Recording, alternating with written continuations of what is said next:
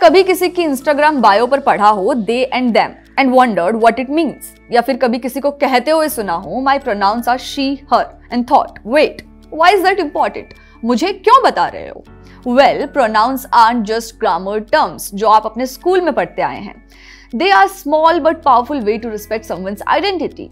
जैसे हिंदी में हम कहते हैं वह खुश है, यहाँ वह उस इंसान की जगह लिया गया है जो लड़का भी हो सकता है या लड़की। लैंग्वेजेस हमेशा से इवॉल्व होती रही हैं और प्रोनाउंस भी, जैसे लैटिन से मॉडर्न इंग्लिश तक लोग इंक्लूसिव और एक्यूरेट प्रोनाउंस ढूंढते आए हैं। Fun fact, Oxford English Dictionary के अकॉर्डिंग सिंगुलर दे का यूज 14th सेंचुरी से हो रहा है और द एटलांटिक का कहना है कि लोगों ने सेंचुरीज तक जेंडर इक्वालिटी को लैंग्वेजेस के थ्रू एक्सप्रेस करने के नए तरीके ढूंढे हैं। 1912 में एक शिकागो स्कूल की सुपरिटेंडेंट एला फ्लैग युंग ने एक नया प्रोनाउन कॉइन किया था HEER, जिसे ही या शी की जगह जेंडर न्यूट्रल ऑप्शन के रूप में यूज किया जा सकता है। Now if we talk about Indian languages, Hindi actually does something really interesting. शब्द वह वो का यूज ही या शी दोनों के लिए हो सकता है। जेंडर के हिसाब से ये प्रोनाउन चेंज नहीं होता। So in a way Hindi already uses a neutral third person pronoun. Interesting, isn't it? एक रिसर्च के मुताबिक हिंदी में वह शब्द ही, शी और दे इन सब के लिए यूज हो सकता है।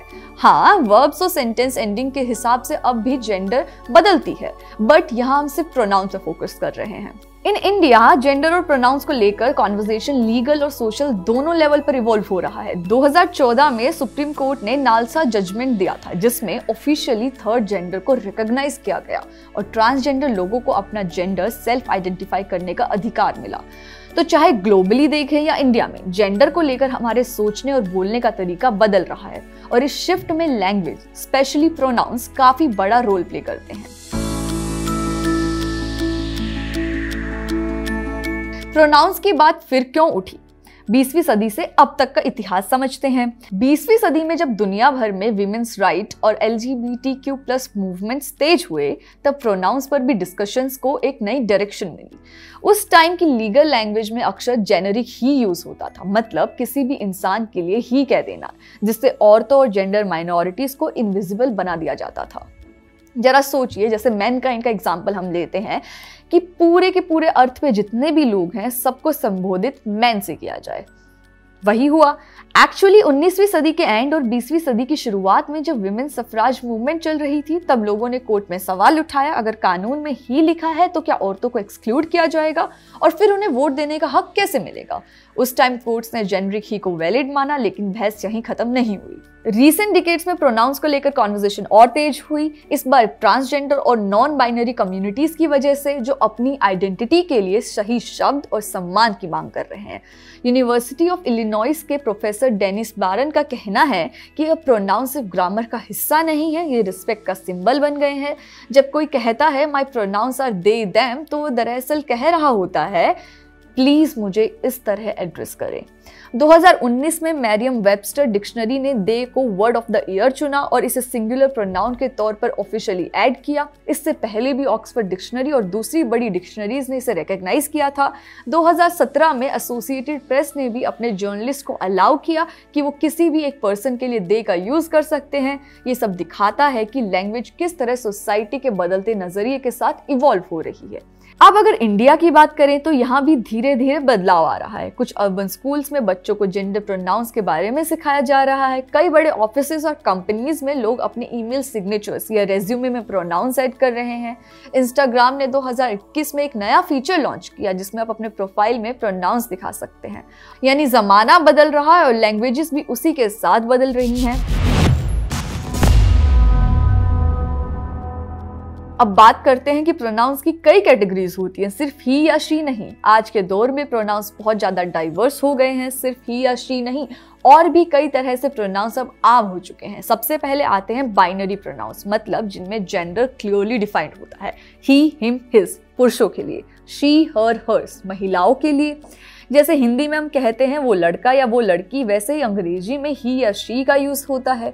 अब इसके बाद आता है सिंगुलर दे देम, जिसका यूज तब होता है जब हमें किसी का जेंडर पता न हो या जब कोई खुद को नॉन बाइनरी के तौर पे आइडेंटिफाई करता हो। शुरुआत में बहुत से लोगों को सिंगुलर दे अजीब लगता था, एक इंसान के लिए प्लूरल प्रोनाउन कैसे, लेकिन अब इसे ग्रामर और डिक्शनरी दोनों ने एक्सेप्ट कर लिया है। आज दे किसी एक इंसान के लिए भी यूज हो सकता है, जैसे Rahul called, they will join us letter.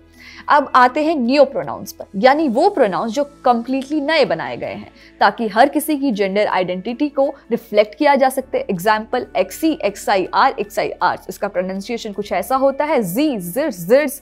इसके बाद है जेडी, जेडआईआर, जेडआईआरएस, एफएई, एफएईआर, एफएईआरएस, फे, फेयर, फेयर्स। इनका इस्तेमाल भी ही शी की तरह ही होता है, जैसे I met zir today, ze was reading a book that was zirs. यहाँ आप देखेंगे कि ही की जगह जिर का इस्तेमाल हुआ या शी की जगह जिर का इस्तेमाल हुआ। ह्यूमन राइट्स कैंपेन जैसे संगठनों के अनुसार ये प्रोनाउंस नया ट्रेंड नहीं है। लैंग्वेजेस हमेशा से इवॉल्व होती रही हैं। 12वीं सदी में ओल्ड इंग्लिश में पहली बार शी आया था।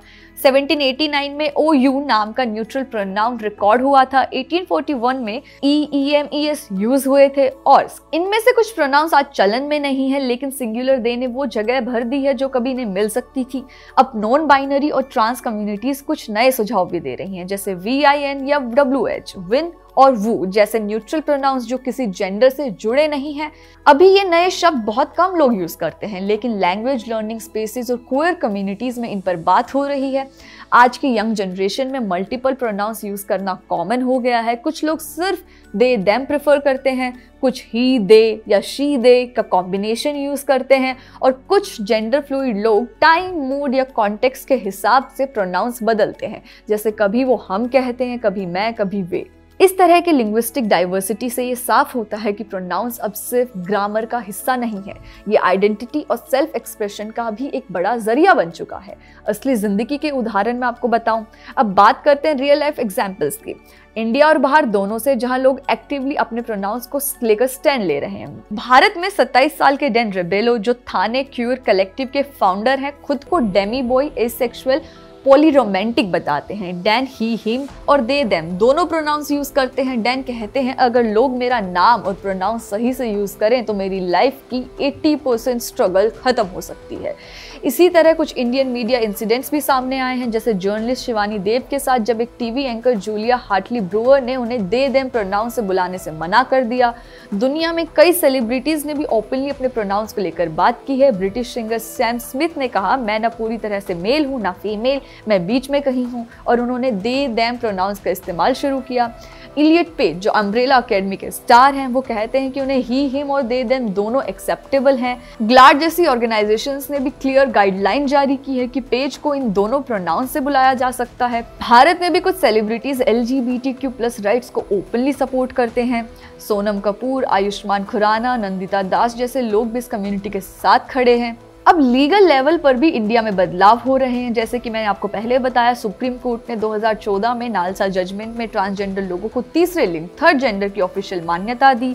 हाल ही के एक रूलिंग में कोर्ट ने प्रेग्नेंट पर्सन शब्द को अपनाया ताकि ये माना जा सके कि सिर्फ महिलाएं ही नहीं, ट्रांस पुरुष और नॉन बाइनरी लोग भी गर्भ धारण कर सकते हैं। कुछ बड़े इंटरनेशनल मूवमेंट्स भी इंपॉर्टेंट रहे, जैसे 1969 का स्टोनवॉल प्रोटेस्ट, जिसने ग्लोबली LGBTQ+ मूवमेंट्स को एक नई एनर्जी दी। सोशल मीडिया पर #प्रोनाउन मैटर्स जैसे कैंपेन्स भी चल रहे हैं।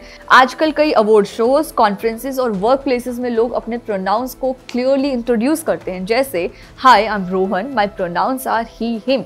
सुप्रीम कोर्ट ने भी जेंडर न्यूट्रल बाथरूम्स की मंजूरी दी है और वर्क प्लेसेस को ज़्यादा इंक्लूसिव बनाने की बात कही है। ये सब मिलकर एक सिंपल मैसेज दे रहे हैं, हर इंसान को अपनी आइडेंटिटी और प्रोनाउंस के साथ जीने का हक है।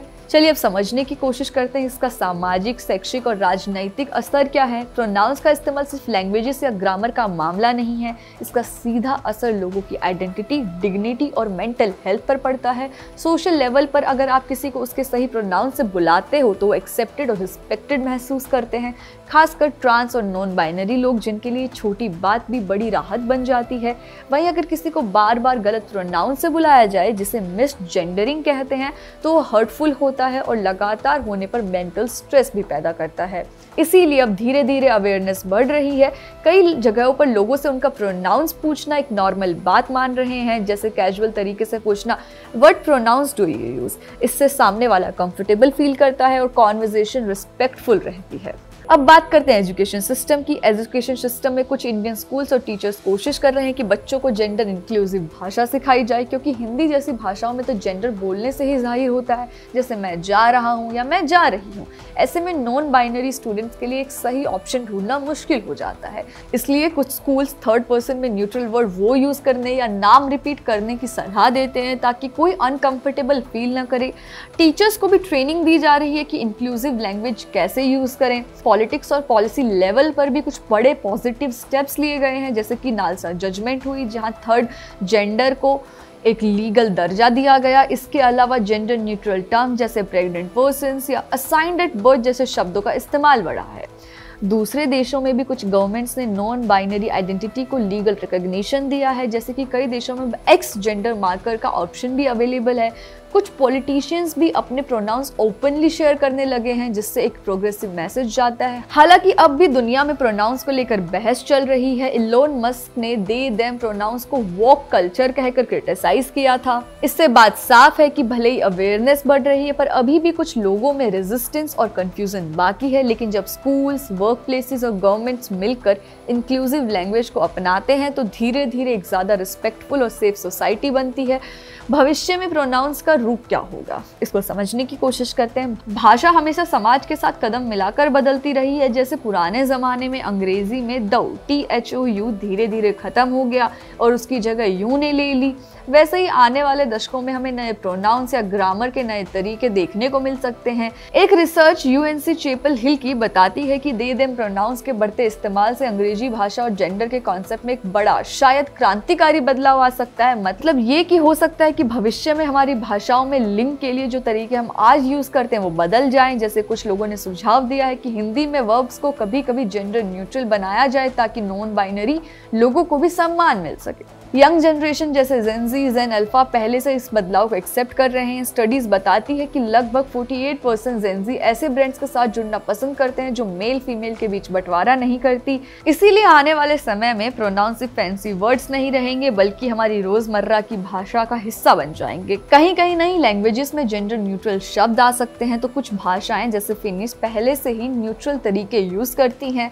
अगर टेक्नोलॉजी ने भी साथ दिया तो AI बोर्ड्स और सॉफ्टवेयर भी अच्छे से प्रोनाउंस समझेंगे और सही तरीके से इस्तेमाल करेंगे, जैसे अभी धीरे धीरे सीख रहे हैं।